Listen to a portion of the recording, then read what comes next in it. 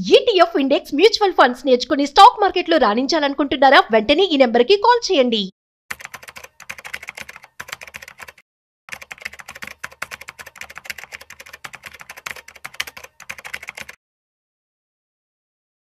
Sir నమస్తే sir. And రష్యాకి సంబంధించి కూడా ఈ మధ్య వార్తలు ఎక్కువ వస్తున్నాయి. 2021 తర్వాత మళ్ళీ లాస్ట్ ఒక 3-4 డేస్ బ్యాక్ రష్యా అధ్యక్షుడు భారతదేశాన్ని విజిట్ చేయడం కూడా జరిగింది. సో అయితే ఇప్పుడు రష్యాకి సంబంధించి మరొక గుడ్ న్యూస్ ఏంటంటే Russia's largest bank SBI bank launches Nifty 50 index fund for Russian investors అంట. సో ఏంటి అసలు రష్యా లార్జెస్ట్ బ్యాంక్ అని ఇనాగ్రేట్ చేయబోతున్నట్టు కూడా వార్తలు వస్తున్నాయి. అది కూడా ఎన్ఎస్సికి సంబంధించి కంప్లీట్ డీటెయిల్స్ చెప్పగలరు సార్? మొన్న పుతిన్ వచ్చినప్పుడు వాళ్ళతో పాటు ఈ టైప్ జరిగిందండి.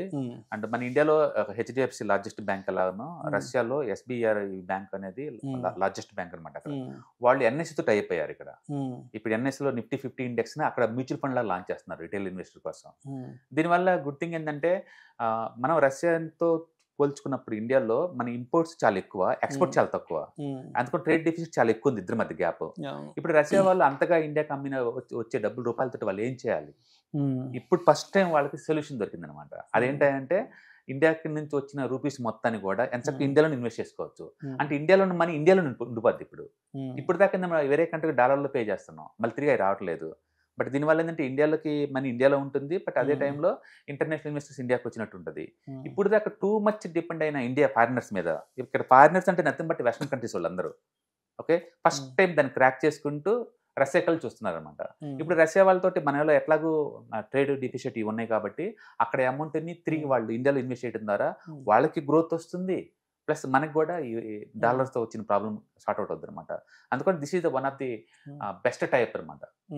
ఓకే డెఫినెట్గా లాంగ్ టర్మ్ పాయింట్ ఆఫ్ లో రష్యన్స్ మనీ ఇండియాలో ఫ్లోట్ అవుద్ది. యాక్చువల్గా ప్రపంచంలో కమ్యూనిస్ట్ దేశాలంటే రష్యా అండ్ చైనా ఇట్లా అంటాం, కానీ అది పెద్ద క్యాపిటలిస్ట్ కంట్రీస్ అండి బేసికల్ చెప్పాలంటే. అందుకని రిచెస్ట్ పర్సన్ చైనాలో చాలా, రష్యాలో చాలా ఎక్కువ మంది ఉంటారు. డెఫినెట్ గా వాళ్ళు ఆ మనీ మొత్తాన్ని కూడా మన వాళ్ళు ఆయిల్ పే చేసిన డబ్బంతా కూడా తిరిగి ఇండియాలోనే రీఇన్వెస్ట్ చేసే ఛాన్స్ ఎక్కువ ఉంటుంది. That is one of the best stroke అంతే. రెండోది ఇండియాకి వాళ్ళు టైర్స్ డిఫెన్స్ టైర్స్ బాగా జరిగినాయి అనమాట. అందుకని ఇండియా వాళ్ళ పోర్ట్స్ మొత్తం వాడుకోవచ్చు. ఫస్ట్ టైం హిస్టరీలో రష్యా వాళ్ళు వాళ్ళ నేవీ బేస్లు అన్ని సపరేట్ కట్టుకునే పని లేకుండా ఇండియన్ బేస్ వాడుకోవచ్చు వాళ్ళు. అలాగే ఇండియన్ వాళ్ళు కూడా రష్యా సంబంధించిన నేవీ బేస్లు కానీ లేకపోతే ఎయిర్ ఫోర్స్ కానీ ఇవన్నీ వాడుకోవచ్చు అనమాట. ఫస్ట్ టైం అది జరిగింది. That is one of the biggest అనమాట. చెప్పాలి పేపర్ లో పెద్ద ట్రాక్ చేయలేదు కదా, ఊహించుకోండి. పసిఫిక్ ఏషియాలో ఇంతవరకు రష్యా వాళ్ళకి ఒక్క నేవల్ బేస్ లేదు. అది కట్టాలంటే వేల కోట్లు అవుతుంది, ప్లస్ మెయింటెనెన్స్ ఇంకా టూ మచ్ కాస్ట్లు. ఇక్కడ అమెరికా వాళ్ళకు ఉంది, రష్యా వాళ్ళకు ఉంది, చైనా వాళ్ళకు ఉంది, బ్రిటిష్ వాళ్ళకు ఉంది, ఆస్ట్రేలియా వాళ్ళకి అందరికీ ఉన్నాయి ఏషియన్ పెసిఫిక్ దాంట్లో. ఎందుకంటే ఇది మేజర్ ఆయిల్ రూట్ కదా. బట్ రష్యా వాళ్ళకి ఇప్పుడు దాకా లేదు. ఫస్ట్ టైం రష్యా వాళ్ళకి రూపాయి ఖర్చు పెట్టకుండా ఎంచక్క ఇండియా వాళ్ళ పోర్ట్స్ ఇండియా వాళ్ళ బేస్ మొత్తం ఫ్రీగా వాడుకోవచ్చు. దానివల్ల ఇండియాకి వచ్చిన లాభం ఏంటంటే వాళ్ళ షిప్స్ మొత్తం రిపేర్ అని ఇక్కడే జరుగుతాయి కదా. వాళ్ళ హబ్ ఇక్కడ ఉందంటే మన స్ట్రెంత్ పెరిగింది కదా ఇండియాలో. అందుకని ఇండియా వాళ్ళు కూడా ఏంటంటే రష్యా లాంటి వాళ్ళు పక్కన ఉండటం వల్ల ఏంటంటే ఒక రియలబుల్ పార్ట్నర్ దొరికినట్టు అవుతుంది అనమాట. కాబట్టి ఈ ఏరియాలో మన వెయిటేజ్ పెరిగే ఛాన్స్ ఎక్కువ ఉందన్నమాట. That is one of the biggest military types for ever అనమాట. అది చాలా పెద్ద టైప్ అది. రెండోది జాయింట్ వెంచర్స్ తో బీన్ అవుతుంది. ఇప్పుడు దాకా మనం ఎప్పుడు కస్టమర్ లాగా ఉంటాం. మీరు కనుక అమెరికాతో చూస్తే అమెరికా వాడు ఎప్పుడు ఇండియన్ కస్టమర్ లా ట్రీట్ చేస్తాడు. ఈక్వల్ పార్ట్నర్ గా రెస్పెక్ట్ ఎప్పుడు ఇవ్వడు, నోటుతో ఎక్కువ వాళ్ళకి. రష్యా అలా కాదు, ఈక్వలెంట్ పార్ట్నర్. వాళ్ళ way of thinking equal partner, మిత్రత్వం ఎప్పుడు ఉంటుంది. ఆ ఈక్వలెంట్ పార్ట్నర్ వాళ్ళు ఏంటంటే టెక్నాలజీ ట్రాన్స్ఫర్ అయిపోద్ది. వాళ్ళు ఇప్పుడు న్యూక్లియర్ ని ట్రాన్స్ఫర్ చేస్తా ఉన్నారు, మిలిటరీ డిఫెన్స్ ని ట్రాన్స్ఫర్ చేస్తా ఉన్నారు, మళ్ళీ ప్లస్ ఫర్టిలైజర్స్ చేస్తా ఉన్నారు. అందుకని ఈసారి వాళ్ళు అఫీషియల్ గా చేసుకున్న అగ్రిమెంట్స్ కన్నా కూడా వాళ్ళు ఇచ్చిన మెసేజ్ చాలా పవర్ఫుల్. చాలా మంది అన్నారు పుతిన్ మీటింగ్ వల్ల ఏం జరిగింది మనకి అని చెప్పేసి. మామూలుగా వాళ్ళ టైప్స్ ఎప్పుడు కూడా ఇలాంటి ప్లాట్ఫామ్ లో డిక్లేర్ చేయరు. వాళ్ళు మెసేజ్ ఇస్తారు, ఇండస్ట్రీ టైప్ అవ్వాలన్నమాట. ఇప్పుడు డెఫినెట్గా ముందు రోజుల్లో ఆయిల్ కంటిన్యూస్గా ఫ్లో అవుతుంది. ఇప్పుడు దాకా ఏంటంటే అమెరికా వాళ్ళ బెదిరింపులకి ఇండియా వాళ్ళు లొగ్గి ఆయిల్ తీసుకోరేమో అనుకున్నారు కదా. బట్ ఈ టైప్స్ వాళ్ళు క్లియర్ ఉంది కదా, ఇండియా వాళ్ళు పర్మనెంట్గా ఆయిల్ని రష్యా నుంచి తెచ్చుకుంటున్నారు మెసేజ్ క్లియర్ అయింది కదా. ఇండియా వాళ్ళు ఎవరికి లగ్గరు, వాళ్ళకంటూ ఇండిపెండెన్స్ ఉంది, ఒకరితో చూసుకోవాలనే విషయం క్లియర్ గా మెసేజ్ ఇచ్చారు కదా. కాబట్టి డెఫినెట్ గా this is the one of the biggest foreign policy అనుకోవచ్చు అండి. రెండోది అమెరికా వాళ్ళు క్లియర్ గా ఉంటది, వీళ్ళు బెదిరిస్తే లొంగే టైప్ కాదు, ఒక బిజినెస్ పార్ట్నర్ ట్రీట్ చేసి తప్ప వీళ్ళ దగ్గర నుంచి మనం బిజినెస్ తీసుకోవాలనే విషయం వాళ్ళకి అర్థం అవుద్ది. కాబట్టి డెఫినెట్ గా పుతిన్ విజిట్ అనేది ఇంటర్నేషనల్ మీడియాలో ఎక్కువ అలర్ట్ అయ్యారు ఇండియా మీద. ఇండియా యొక్క ఇండిపెండెన్స్ వాళ్ళకి అర్థమైంది, వీళ్ళు బెదిరిస్తే ఏం కాదని. రెండోది మనం ఏం కోరుకుంటున్నాం అవతలకి అర్థమైంది, వీళ్ళు బిజినెస్ పార్ట్నర్షిప్ కోరుకుంటున్నారు తప్ప క్లయింట్ లాగా ఉంటే ఇష్టం లేదని. అందుకని మన ఇండియా వాళ్ళు ఏ బిజినెస్ చేసేసారు ముందు రోజుల్లో, వీళ్ళు క్లయింట్ లాగా ఉండరు, టెక్నాలజీ ట్రాన్స్ఫర్ అయ్యేలాగా ఉంటేనే మేము చేస్తాం. అందుకని మేక్ ఇన్ ఇండియాలో పార్ట్ లాగా ఉంటేనే. అందుకని రష్యా వాళ్ళతో మనతోటి బోల్డ్ అంత అవుతాయి. అన్నిటికన్నా బిగ్గెస్ట్ బెనిఫిట్ ఏం జరిగిందంటే, అండ్ స్కిల్ ప్రోగ్రామ్ కింద ఇండియా నుంచి వాళ్ళకి 8 లక్షల మందికి వీసాలు ఇస్తా ఉంటున్నారు వాళ్ళు. అంటే 8 లక్షల మందికి జాబ్ ట్రాన్స్ఫర్ జరుగుతాయి అక్కడ. అందుకని రష్యన్ జనాభా చాలా తక్కువ, 5 కోట్ల మంది ఉంటారు. చాలా సిటీస్ లో జనాభా ఉండదు పెద్దగా, ఐసోలాండ్స్ ఎక్కువ కదా వాళ్ళకి. అందుకని వాళ్ళకి మనకి ఇండియాకి over population and man power wastage ఎక్కువ ఉంది ఇక్కడ.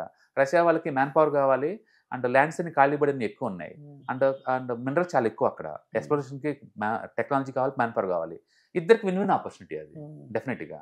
అందుకని లాంగ్ టర్మ్ పాయింట్ ఆఫ్ లో రష్యా మనలో జాయింట్ వెంచర్ల కాలేజెస్ కానీ, స్కిల్ డెవలప్మెంట్ ప్రోగ్రామ్స్ కానీ, లేకపోతే defence, fertilisers companies, mineral exploration ఇవి ఎక్కువ అవుతాయి, డెఫినెట్ అవుతలేదు. పర్టికులర్ షిప్పింగ్ అయితే చాలా పెద్ద జరిగింది, ఎందుకంటే వాళ్ళు చాలా పాపులర్, వాళ్ళ టెక్నాలజీ, న్యూక్లియర్, స్పేస్ ఇవన్నీ కూడా అమెరికాతో పోల్చుకున్నా సరే చాలా పాపులర్. రెండోది అమెరికా వాళ్ళు ఇప్పటికీ మా దగ్గర యూరేనియం కొనుకెళ్తున్నారు, వాళ్ళు తీసుకెళ్ళిన రిస్ట్రిక్షన్ మీకు ఎందుకని మెసేజ్ ఇచ్చారు ప్రపంచం మొత్తానికి. మా దగ్గర అమెరికా వాళ్ళు ఇప్పటికీ యూరేనియం కొంటున్నారు, మాతో తీసుకుంటున్నప్పుడు ఇండియా వాళ్ళు తీసుకుంటే ప్రాబ్లం ఏంటనేసి. అందుకని పుతిన్ ఇండియా విజిట్ వల్ల ఇండియాకి చాలా గుడ్ జరిగిందండి. And long term point of లో ఈ జాయింట్ వెంచర్లు బీన్ అయిన తర్వాత మనకు అర్థం అవుద్ది. కాకపోతే మార్కెట్ డిసప్పాయింట్ అయింది ఎక్కడ అంటే, వాళ్ళు ఏది అనౌన్స్మెంట్ చేయాల, ఈ ప్రాజెక్ట్ కాంక్రీట్ గా జరగబోతుంది రేపటి నుంచి అన్నట్టు. ఎప్పుడైనా ఇంటర్నేషనల్ మీటింగ్స్ ఎప్పుడు కూడా జాయింట్ వెంచర్లు ఆ టైంలో డిక్లేర్ చేయరు, తర్వాత కంపెనీ మీకు అవ్వాలన్నమాట. బట్ డెఫినెట్ గా that's good thing. And particular గా స్టాక్ మార్కెట్ సంబంధించి మాత్రం ఎక్సలెంట్ న్యూస్ అనమాట. ఇప్పుడు దాకా టూ మచ్ వెస్టర్న్ మనీ మీద డిపెండ్ అయిన ఇండియాకి ఒక రియలబుల్ పార్ట్నర్ దొరికాడు. అందుకని మన సంవత్సరానికి ఒక 1,00,000 కోట్లు ఇప్పుడంటే ఇప్పుడు కాకపోవచ్చు, ఓవర్ పీరియడ్ ఆఫ్ టైంలో మాత్రం రష్యన్ స్కోప్ ఉందన్నమాట. ఇండియాలో ఇన్వెస్ట్ చేసుకోవచ్చు, ఇండియన్ గ్రోత్ లో మనం కూడా పార్టిసిపేట్ చేసుకోవచ్చు అని. అదే టైంలో మనకు కూడా అచ్చం ఇంపోర్ట్స్ చేసుకుంటున్నాం మనం, వాళ్ళ దగ్గర నుంచి మనం ఎక్స్పోర్ట్ చేయడానికి ఏం లేదని ఫీల్ అవ్వాల్సిన పని లేదు. ఫైనాన్షియల్ సర్వీసెస్ ఎక్స్పోర్ట్ లాగా చేయొచ్చు. కాబట్టి ఇద్దరికి కొన్ని ప్రాబ్లమ్స్ ఫీల్ అవుతుంది అనమాట. అందులో వాళ్ళు క్లియర్గా అర్థమైంది ఇండియా వాళ్ళతో ట్రేడ్ డెఫిసిట్ ఎక్కువ అవుతుంది, దానికి ఏ విధంగా ఫిల్ చేసుకోవాలని వాళ్ళు ఈ రూట్ లో వాళ్ళు పిక్ చేసుకోవడం చాలా మంచిది. అది ఏదైనా సరే అర్జెంట్ జరిగిద్దంటే అర్జెంట్ కాదండి, అది పాలసీ గైడ్లైన్స్ కాబట్టి. And long term point of లో డెఫినెట్ గా అమెరికాతో అంత డబ్బు రాకపోయినా, అమెరికన్స్ వచ్చే అంత డబ్బు రష్యా నుంచి ఎంతకంత ఇండియన్ మార్కెట్లోకి వచ్చేస్తుంది. ఎందుకంటే వాళ్ళు డైరెక్ట్గా ఫస్ట్ టైం లాంచ్ చేస్తున్నారు లిస్టులు ఇంతవరకు. దీనివల్ల ఏంటంటే మనం కూడా ఇంకా వేరే కంట్రీలో వాళ్ళతో టైప్ అయి కూడా లాంచ్ చేయొచ్చు, అప్పుడు డబ్బు మనకు వచ్చేది ఎక్కువ అవుతుంది అనమాట. బట్ ఇది కొత్త పద్ధతి, అంటే ట్రేడ్ డెఫిసిట్ ఇలా కూడా ఫిల్ చేయొచ్చు, కొత్త పద్ధతి అనమాట ఇది. డెఫినెట్ గా it's good thing long term point.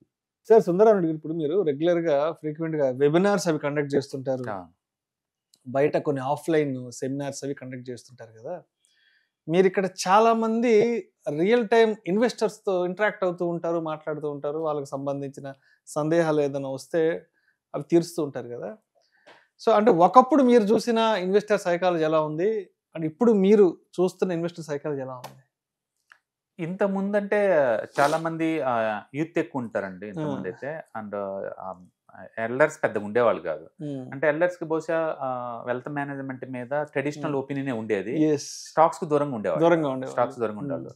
ఎప్పుడైతే ఐటీ పెనిట్రేషన్ పెరిగిందో, ఎప్పుడైతే బాయ్స్ గర్ల్స్ ఇద్దరికి ఈక్వల్ జనరసిటీ వచ్చేసిందో, బోత్ జనరల్ ఇద్దరు ఒకే లింగ భేదం ఈక్వాలిటీ బాగా ఎక్కువ వచ్చింది. అందుకని గర్ల్స్ కి ఎప్పుడైతే ఎంపవర్మెంట్ పెరిగిందో, ఎప్పుడైతే ఎర్నింగ్ బాగా స్టార్ట్ అవుతుందో, అప్పటి నుంచి సొసైటీలో బాగా అవేర్నెస్ వచ్చింది. అందుకని ఇప్పుడు చూసుకుంటే మన మ్యూచువల్ ఫండ్స్ కానీ వీటిలో ఇన్వెస్ట్మెంట్స్ లో లేడీస్ చాలా పెద్ద యాక్టివ్ పార్టిసిపేట్ చేస్తున్నారు. అందుకని ఐటీ వచ్చిన తర్వాత సొసైటీలో గర్ల్స్ యొక్క ఎంపవర్మెంట్ బాగా పెరిగింది, అండ్ స్టాక్ మార్కెట్ లో ఇన్వెస్ట్ చేసే వాళ్ళ సంఖ్య కూడా బాగా పెరిగింది. పర్టికులర్ కోవిడ్ వచ్చిన తర్వాత వర్క్ ఫ్రమ్ హోమ్ కల్చర్ పెరగడం తోటి ఎనఫ్ ఫ్రీ టైం ఉంది. ఇంతకుముందు ఆఫీస్కి వెళ్ళటం రావడం చాలా టైం వేస్ట్ అయ్యేది కదా, ఇప్పుడు ఆ టైం అంతా మిగులుతుంది కదా. అందుకని అడిషనల్ ఇన్కమ్ సోర్స్ కింద స్టాక్ మార్కెట్ ఇన్వెస్ట్ చేయడం కూడా ఒక టాప్ అయిపోయింది. అందుకని ఇప్పుడు యూత్ తో పాటు ఈవెన్ ఓల్డ్ రిటైర్ అయిన వాళ్ళు కూడా స్టాక్ మార్కెట్ లో పొజిషన్స్ ఉన్నాయండి. రెండోది నాలెడ్జ్ బాగా పెరిగింది, అందరికి లోకల్ కంటెంట్ బాగా వస్తుంది. దాంతో ఏంటంటే ఈవెన్ ఓల్డ్ రిటైర్మెంట్ అయిన పీపుల్ కూడా స్టాక్ మార్కెట్ లో డైరెక్ట్ కావచ్చు, ఇండైరెక్ట్ కావచ్చు ఇన్వెస్ట్మెంట్స్ ఎక్కువైపోయినాయి. అంటే ఇవాళ రేపట్లో ప్రతి 1-2 ఇళ్లలో ఉండవేమో కానీ అందరి ఇళ్లలో స్టాక్ మార్కెట్ లో మ్యూచువల్ ఫండ్స్ కావచ్చు, ఇండెక్స్ ఫండ్స్ కావచ్చు, ఏదో ఒకటి తీసుకోవడం అనేది కామన్ అయిపోయింది. కాబట్టి ఒకప్పటితో పోల్చుకుంటే ఇప్పుడు మార్కెట్లో ఇన్వెస్ట్ చేసే వాళ్ళ యావరేజ్ ఏజ్ చాలా పెరిగిపోయింది అండ్ గర్ల్స్ పెరిగిపోయారు. ఒకప్పుడు యూత్ స్పెక్యులేషన్ వాళ్ళే వచ్చేవాళ్ళు, బట్ ఇప్పుడు చాలా బ్యాలెన్స్డ్ మైండ్తో వస్తున్నారు, మెచ్యూరిటీ మైండ్తో వస్తున్నారు అండ్ గ్రీడ్తో లేరు పెద్దగా. కాబట్టి అంతటితో పోల్చుకుంటే ఇప్పుడు మోర్ మెచ్యూర్ ఇన్వెస్టర్స్ అనుకోవచ్చు ఇప్పుడున్న బ్యాచ్ వాళ్ళు. సో ఇప్పుడు ఈ డిసెంబర్ లో కూడా మరొక ఈవెంట్ కూడా చేస్తున్నారు కదా, వెబినార్ కండక్ట్ చేస్తున్నారు. అంటే ఇక్కడ కూడా మేజర్ గా మీరు డిస్కస్ చేయబోయే సబ్జెక్ట్స్ ఏముంటాయి? ఇప్పుడైతే ఇంకా మోర్ రిలవెంట్ అండి, ఎందుకంటే మార్కెట్లో వాలటిలిటీ చూస్తున్నారు, స్టాక్ జోలిపోతే ఏం జరుగుతుందో అర్థమవుతుంది. చాలా మంది స్టాక్ మార్కెట్ అనగానే వీళ్ళని చూసేసి మంచి కాదని చెప్పేసి వాళ్ళు తెలిసిన కంపెనీ కొన్ని అంటారు. ఇప్పుడు ఎగ్జాంపుల్ మన దసరా దివాళీ అప్పుడు చూశారు, ఎక్కడ చూసిన షాపింగ్ బీభత్సం ఫెస్టివల్స్ బాగా నడుతున్నాయి, అవి బాగున్నాయి కదా అని చెప్పేసి మన వాళ్ళందరూ ఐటీసీ హిందుస్థాన్లో ఎవరు కాల్గేట్ ఇవి కొంటారు, అవి 1 year లోలో ఉన్నాయి. అంటే ఇంత మంచిగా జనాలు కొంటున్నా కూడా బయట మంచి ప్రాఫిట్ లో కంపెనీ చేస్తున్నా సరే స్టాక్స్ ఎందుకు పట్టినా వాళ్ళకి అర్థం కాదు. అందుకని స్టాక్స్ లో పెట్టే వాళ్ళు ఏంటంటే ఈ టైంలో కన్జర్వేటివ్ ఎలా ఉండాలి, ఈ డాడౌన్స్ ని దాటి బయటికి ఎలా రావాలి, ఈ కన్ఫ్యూజన్ లో ఉంటారు అనమాట. అందుకని నేను మొదటి నుంచి చెప్తున్నట్టు ఈ రిటైలర్స్ కి అండ్ బిజీ లైఫ్ స్టైల్స్ లో ఉన్న వాళ్ళకి అండ్ ప్యాసివ్ ఇన్కమ్ సంపాదించుకోవాలనుకున్న వాళ్ళకి అండ్ ఈటీఎఫ్స్ ఇన్వెస్ట్మెంట్స్ మించి చాలా బాగుంటాయి. బట్ అన్ఫార్చునేట్లీ ఇండియన్ సొసైటీలో ఆ అవేర్నెస్, స్టాక్ మార్కెట్ గురించి అవేర్నెస్ తక్కువ, ఉన్న కొద్ది మంది లేదు ఈ ఫీచర్స్ ఆప్షన్స్ ఇంట్రాడే లేదా స్టాక్స్ ఇట్లనే ఉన్నారు, ఇది దాటి బయటికి రావట్లేదు అనమాట. బట్ మన వెబినార్స్ పుణ్యమా అంటే అవేర్నెస్ పెరుగుతుంది అండ్ జాయిన్ అవుతున్నారు and they feel very happy అనమాట. అది ఆ నాలెడ్జ్ కి అలా ఉంటుంది కూడా. రెండోది మనం ప్రాక్టికల్ గా అది నెప్పినప్పుడే రిసోర్స్ ఇస్తాం, ఎన్ఎస్ఎల్ నుంచి ఎక్కడి నుంచి క్రాక్ చేసుకోవాలి రెస్ట్ ఆఫ్ ద లైఫ్ అంతా. అలాగే కొన్ని సాఫ్ట్వేర్లో ఈ మ్యూచువల్ ఫండ్ రిటర్న్స్ ని ఎలా కంపేర్ చేసుకోవాలి, అలాగే మ్యూచువల్ ఫండ్ ని మనం తీసుకున్నప్పుడు ఏ రేషియోస్ ఎలా చూసుకోవాలి, ఇవన్నీ వాళ్ళకి హ్యాండ్స్ ఆన్ ఎక్స్పీరియన్స్ వస్తుంది కాబట్టి and they feel very happy అనమాట. ఏదైనా సరే మీరు 20-30 lakhs మనీ ఒక ఎసెట్ పెడుతున్నప్పుడు ఎసెట్ ని ట్రాక్ చేసుకోవటం, ఎసెట్ ని సంబంధించిన రిస్క్ ని తెలుసుకోవటం చాలా ఇంపార్టెంట్. బ్లైండ్ గా మనం దాంట్లో పెట్టి ఒక 50 లక్షలు సైడ్ కూర్చోలేం కదా. అందుకని ఇలాంటి వెబినార్స్ వల్ల ఏంటంటే వాళ్ళకి అవేర్నెస్ పెరుగుతుంది, రిస్క్ తగ్గించుకోవడానికి ఛాన్స్ ఉంది, తక్కువ రిస్క్ తో ఎక్కువ ఎసెట్లు ఎలా మేనేజ్ చేసుకోవాలి క్లారిటీ ఉంటుంది. అందుకని నేను చాలా మంది చెప్తాను, మీరు నేర్చుకోండి, మీ ఫ్యామిలీని ఎడ్యుకేట్ చేయండి, మీ మనల్ని కూడా ఎడ్యుకేట్ చేయమంటాను. ఇంకా ఎందుకంటే ఫ్యూచర్ జనరేషన్ కూడా ప్యాసివ్ ఇన్కమ్ తో బతకాలి. ఇందులో రిస్క్ ఉంది కానీ దూరంగా పోలేం. నేను చెప్పాను కదా, ఈ సంవత్సరం మైక్రో క్యాప్ స్మాల్ క్యాప్ తీసుకున్న వాళ్ళకి -30 దాకా వెళ్ళినాయి స్టాక్స్. బట్ అదే టైంలో మల్టీ అసెట్ అలొకేషన్ ఫండ్ తీసుకుంటే వరస్ట్ కూడా నీకు 7% ఇచ్చింది. వరస్ట్ గురించి మాట్లాడుతున్నాను. అండ్ స్మాల్ క్యాప్ లో వరస్ట్ స్మాల్ క్యాప్ ఇచ్చింది కూడా -10% అట్లా. అండ్ మిడ్ క్యాప్ లో వరస్ట్ మిడ్ క్యాప్ ఇచ్చింది 5%. అంటే మనం అనుకున్నంత టూ మచ్ డ్రాడౌన్స్ వాటిల్లో లేవు. అందుకని కన్జర్వేటివ్ వాళ్ళు ఎలా హ్యాండిల్ చేయాలంటే వయా వీటి ద్వారా. దూరంగా ఉంటే సొల్యూషన్ కాదు దీనికి, దూరంగా ఉంటే ఇన్కమ్ ఎలా క్రియేట్ అవుతుంది. అందుకని వాళ్ళకి ట్రాకింగ్ ఇవన్నీ అర్థమవుతా ఉంటాయి అనమాట. కాబట్టి ఈ ప్రోగ్రామ్ లో ఏంటంటే డౌట్స్ ఏదైనా ఉన్నా క్లారిఫికేషన్ వస్తుంది, ప్లస్ హ్యాండ్స్ ఆన్ చూస్తూ ఉంటారు, ఎలా కొనాలి ఎలా అమ్మాలి కదా. మీరు కంప్లీట్గా ఏమైనా అసలు మార్కెట్లో ఎక్కడ బిగిన్ చేయాలో తెలియదు అనుకున్నప్పుడు ఈ ప్రోగ్రామ్స్ యూజ్ అవుతాయి. మీరు ఆల్రెడీ మార్కెట్లో ఉన్నారు బట్ సేఫ్టీగా సేల్ చేద్దాం అనుకున్న వాళ్ళకి ఇది యూజ్ అవుతుంది. అంటే మార్కెట్లో ఇలా ఎంతకాలం ఉంటే ఎందుకు ఇలా జరుగుతుంది అలాంటి వాటి క్వశ్చన్గా నీకు దొరుకుతుంది అనమాట. కాబట్టి మీకు ఇంట్రెస్ట్ ఉంది అంటే వెల్త్ మేనేజ్మెంట్, వెల్త్ క్రియేషన్ మీద అంటే ఈ ప్రోగ్రామ్ అనేది ఒక స్టెప్పింగ్ స్టోన్ అనమాట. ఇంకా ఫర్దర్ నీకు ఎక్స్ప్లోర్ చేసుకోవాలంటే టెక్నికల్ సైడ్ నేర్చుకోవచ్చు ఫండమెంటల్. సో మరి ఈ ప్రోగ్రామ్ లో పార్టిసిపేట్ చేయాలి, అటెండ్ అవ్వాలంటే ఎట్లా? కింద స్క్రోల్ అవుతున్న నెంబర్ పై రింగ్ చేస్తే మా వాళ్ళు ఇన్ఫార్మ్ చేస్తారండి. అండ్ ఎవ్రీ మంత్ 1 or 2 ఇలా జరుగుతూనే ఉంటాయి. కాబట్టి మీరు ఇంట్రెస్ట్ ఉన్న పార్టిసిపెంట్స్ మీరు దానికి పింక్ చేసుకుని చేసుకోవచ్చు. Thank you sir, thank you so much.